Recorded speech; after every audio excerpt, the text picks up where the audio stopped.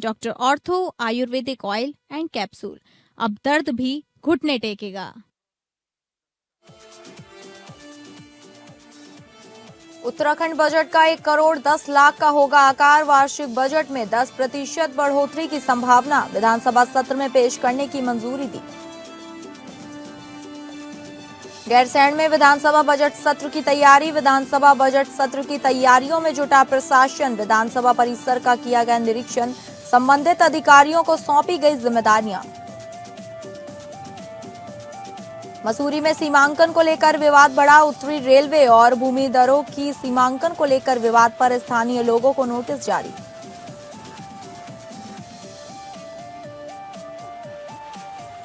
नमस्कार, आप सभी का स्वागत है उत्तराखंड बुलेटिन में और मैं हूं आपके साथ अंकिता सिंह। शुरुआत करेंगे बुलेटिन की, जहां उत्तराखंड का वित्तीय वर्ष 2026-27 के लिए प्रदेश सरकार के बजट का आकार 1,10,00,000 करोड़ रहने का अनुमान है। पिछले वर्ष की तुलना में इस बार वार्षिक बजट में 10% बढ़ोतरी की संभावना है। कैबिनेट में चर्चा के बाद बजट के आकार में संशोधन के लिए मुख्यमंत्री को अधिकृत कर आगामी विधानसभा सत्र में पेश करने की मंजूरी दी गई। इसके अलावा गर्भवती धात्री महिलाओं व आंगनबाड़ी केंद्रों में 3 से 6 वर्ष के बच्चों की सेहत में सुधार के लिए पोषाहार में नई सामग्री शामिल करने का निर्णय लिया गया। सचिवालय में बुधवार को मुख्यमंत्री पुष्कर सिंह धामी की अध्यक्षता में हुई कैबिनेट बैठक में 28 प्रस्तावों पर निर्णय लिए गए। प्रदेश में सेब उत्पादन को बढ़ावा देने और बागवानों को उन्नत प्रजाति के पौधे देने के सेब नर्सरी विकास योजना को मंजूरी दी गई। इस योजना में 10 एकड़ तक नर्सरी लगाने पर 50% और 10 एकड़ से ऊपर 40% सब्सिडी दी जाएगी। इसके अलावा शहद उत्पादन के लिए मौन पालन नीति को मंजूरी दी गई। इस नीति के किसानों को मौन पालन बॉक्स पर 80% सब्सिडी मिलेगी।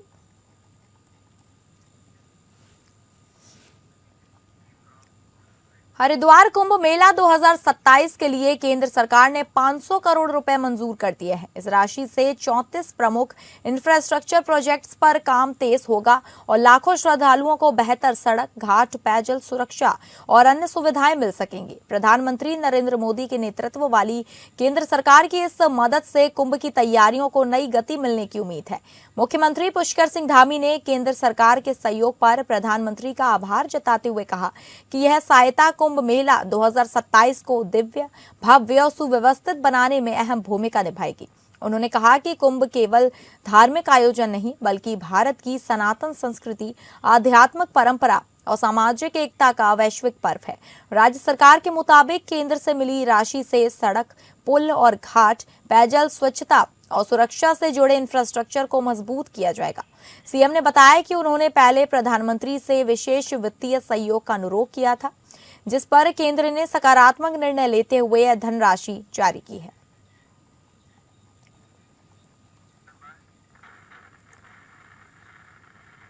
आगामी विधानसभा बजट सत्र 9 मार्च से शुरू होगा, जिसको लेकर जिलाधिकारी गौरव कुमार और पुलिस अधीक्षक सुरजीत सिंह पंवार ने संयुक्त रूप से कर्णप्रयाग से भराड़ीसैंण विधानसभा परिसर का संयुक्त रूप से स्थलीय निरीक्षण करने के उपरांत विधानसभा परिसर में संबंधित विभागों से बजट सत्र की व्यवस्थाओं का गहनता से जानकारी ली और संबंधित अधिकारियों को जिम्मेदारियां भी सौंपी। बैठक के दौरान जिलाधिकारी ने संबंधित अधिकारियों को भराड़ीसैंण विधानसभा सत्र के दौरान बैरिकेडिंग, वाहन पार्किंग, शौचालय व्यवस्थाओं को समय रहते दुरुस्त करने, संवेदनशील क्षेत्रों में नेटवर्क, वायरलेस कनेक्टिविटी दुरुस्त करने के सख्त निर्देश दिए गए।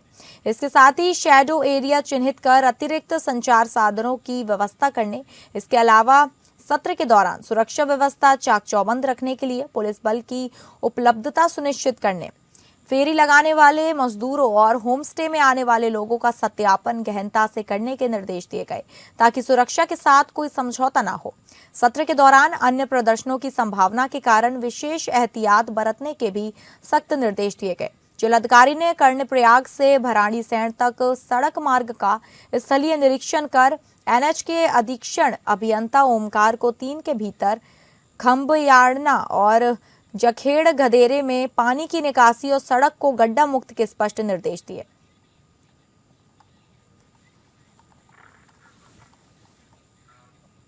पूर्व मुख्यमंत्री हरीश रावत ने इंडिया गठबंधन के साथ वन ग्रामों को राजस्व ग्राम घोषित करने की मांग के साथ धरना प्रदर्शन किया है, जिसमें 30 अप्रैल तक की डेडलाइन सरकार को दी गई है। वहीं वन मंत्री सुबोध उनियाल ने हरीश रावत पर निशाना साधते हुए कहा कि जो व्यक्ति खुद 3 साल प्रदेश का मुख्यमंत्री रहा हो, वो जनता को बहकाने का काम कर रहा है। जनता को भी समझना चाहिए कि इस तरह के लोग केवल जनता का फायदा उठाने का काम करते हैं, जबकि हमारी सरकार इसका रास्ता तलाश रही है कि कैसे जनता को राहत दी जाए।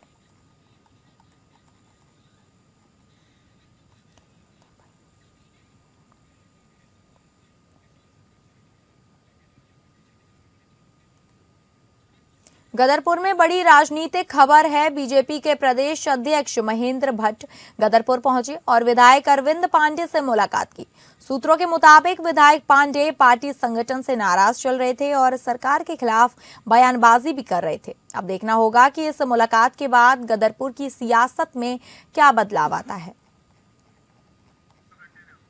प्राथमिक शिक्षा निदेशालय निदेशक पर हुए कथित जानलेवा हमले के मामले में घिरे रायपुर से भाजपा विधायक उमेश शर्मा काऊ आखिरकार मीडिया के सामने तो आए, लेकिन तीखे सवालों का सामना नहीं कर सके। शिक्षा निदेशक पर उनके समर्थकों द्वारा हमले और दोनों पक्षों की ओर से मुकदमा दर्ज होने के बाद यह उनकी पहली सार्वजनिक प्रतिक्रिया थी। मीडिया के सामने विधायक काऊ ने घटना को दुर्भाग्यपूर्ण बताते हुए औपचारिक माफी तो मांगी, लेकिन जब उनसे सीधा सवाल किया गया कि क्या वे अपने समर्थकों द्वारा दर्ज कराई गई एफआईआर वापस लेंगे, तो उन्होंने जिम्मेदारी लेने के बजाय शर्त रख दी। उनका कहना था कि पहले शिक्षा निदेशक अपनी एफआईआर वापस लें, तभी वे ऐसा करेंगे।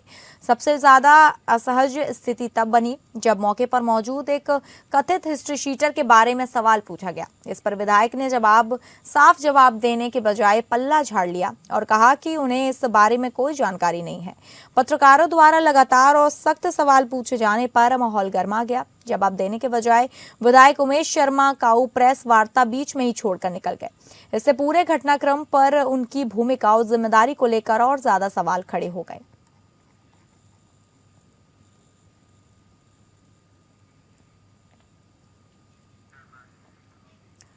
बागेश्वर दौरे के दूसरे दिन कुमाऊं आयुक्त दीपक रावत ने प्रस्तावित कार्यक्रम के तहत गिरौली पंपिंग योजना, मंडल सेरा के कुंती गदेरा और जिला अस्पताल बागेश्वर का निरीक्षण किया।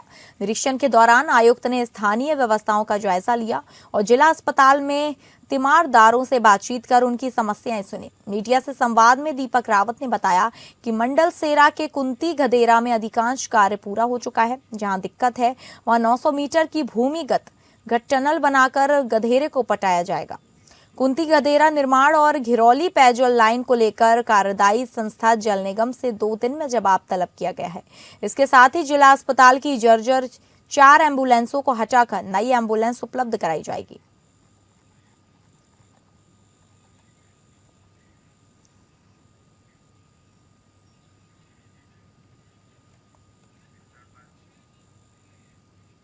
खबर में आगे बढ़ेंगे, जहां पहली बार डिजिटल माध्यम से आयोजित की जा रही जनगणना 2027 को देखते हुए देहरादून जिला प्रशासन ने व्यापक और सुव्यवस्थित तैयारियां प्रारंभ कर दी हैं। इसी क्रम में विशेष प्रशिक्षण कार्यक्रम का आयोजन किया गया है। प्रशिक्षण में जनगणना संबंधी अधिकारी, चार्ज अधिकारी, सहायक चार्ज अधिकारी, तकनीकी सहायक और सेंसस क्लर्क प्रविभाग कर रहे हैं। प्रशिक्षण के दौरान प्रतिभागियों को जनगणना की नई डिजिटल प्रणाली, मोबाइल एप्लीकेशन के उपयोग और जनगणना प्रबंधन की प्रक्रियाओं की विस्तृत जानकारी प्रदान की गई। विशेषज्ञों द्वारा व्यवहारिक और तकनीकी प्रशिक्षण के माध्यम से डिजिटल डेटा संकलन, सूचना प्रविष्टि, डेटा की गोपनीयता और सुरक्षा मानकों, पारदर्शिता तथा समयबद्ध क्रियान्वयन जैसे महत्वपूर्ण विषयों पर विस्तार से मार्गदर्शन दिया गया।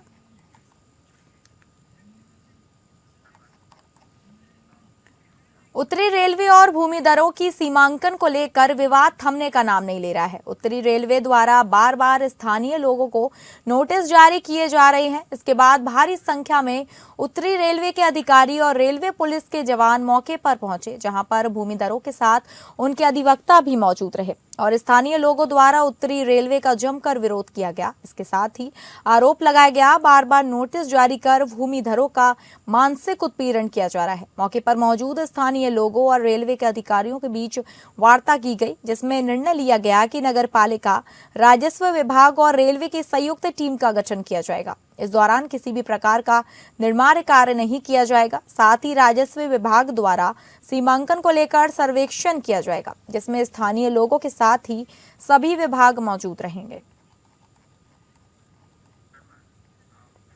हल्द्वानी में दो नहरिया के पास विधायक सुमित हृदयेश और कांग्रेस के वरिष्ठ नेता ललित जोशी के नेतृत्व में स्थानीय लोगों ने शहर में के निर्माण कर रही कार्यदायी संस्था UUSDA के लापरवाही के खिलाफ एक दिवसीय धरना प्रदर्शन किया। इस दौरान विधायक सुमित हृदयेश ने कहा कि वर्तमान समय में हल्द्वानी शहर पूरी तरह खुदा हुआ है और विभागीय लापरवाही की वजह से लोगों को अपनी जान गंवानी पड़ रही है। लोक निर्माण विभाग, सिंचाई विभाग, पेयजल विभाग और UUSDA में किसी प्रकार का कोई समन्वय नहीं है। इस वजह से पूर्व में एक मासूम बच्चे की भी मौत हो चुकी है और रविवार को एक बुजुर्ग की दर्दनाक मौत हुई। विधायक ने पुलिस महकमे पर भी सवाल उठाया कि आखिर किसकी परमिशन से दिन में ओवरलोड ट्रक नो एंट्री में चल रहे हैं, जबकि हेलमेट ना पहनने पर पुलिस दिन भर चालान करती रहती है, लेकिन ओवरलोड बड़े बड़े ट्रक पुलिस को नहीं दिखाई देते। स्थानीय लोगों ने भी चेतावनी दी कि अगर जल्द प्रशासन ने इस भारी व्यवस्थाओं दुरुस्त नहीं किया तो क्षेत्र की जनता सड़क पर उतरकर उग्र आंदोलन करने को बाध्य होगी।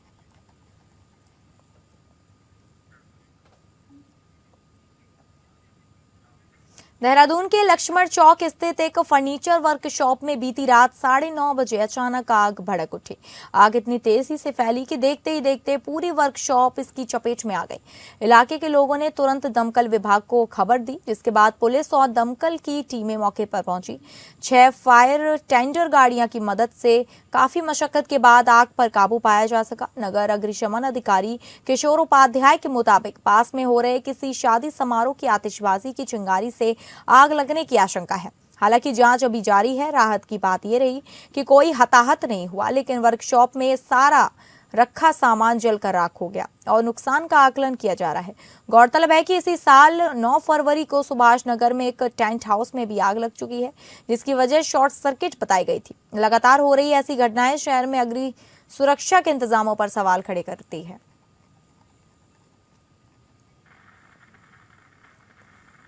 विकासनगर में लगातार मिल रही शिकायत के बाद उप जिलाधिकारी विकासनगर के निर्देश पर मसूरी देहरादून विकास प्राधिकरण की टीम अपना बुलडोजर लेकर मौके पर पहुंच गई। शेरपुर गांव में नेशनल हाईवे के किनारे तकरीबन 10 बीघा अवैध प्लाटिंग पर नोटिस प्रक्रिया पूरी करने के बाद आज मौके पर पहुंची MDDA की टीम ने JCB मशीन की मदद से इस अवैध प्लाटिंग को ध्वस्त कर दिया। अवैध प्लाटिंग पर JCB की कार्यवाही शुरू होते ही भूमाफियाओं में हड़कंप मच गया। इस दौरान टीम ने शेरपुर गांव में ही एक अवैध टाइल की फैक्ट्री को भी सील करने की कार्यवाही को अंजाम दिया है।